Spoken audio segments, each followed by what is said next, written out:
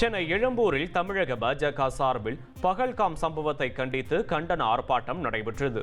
இதில் பாஜக மூத்த தலைவர் தமிழிசை சவுந்தரராஜன் பங்கேற்று உரையாற்றினார்.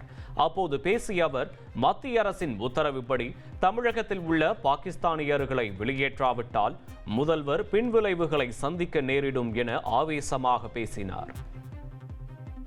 எல்லா மாநிலத்தையும் விட நமக்கு மனது வேதனையாக இருப்பது என்ன என்றால், பிரிவினை குரல் தமிழகத்தில் இருந்து ஒலிக்கிறது. போர்க்குரல் வேண்டும் என்றால் போர்க்குரல் வேண்டாம் என்று இங்கே இருந்து சில பேர் ஒதுக்கிறார்கள். கள்ளத்தோணி ஏறி சென்றவர்கள் எல்லாம் போரை பற்றி பேசுகிறார்கள். அதுதான் வெட்கக்கேடு. விஸ்வகர்மானா கேட்க மாட்டார், யூபிஏனா கேட்க மாட்டார். இப்பொழுது பாகிஸ்தானிகளை வெளியேற்றுங்கள் என்றாலும் கேட்காமல் இருந்தால் அதன் பின்விளைவுகளை நீங்கள் சந்திப்பீர்கள்.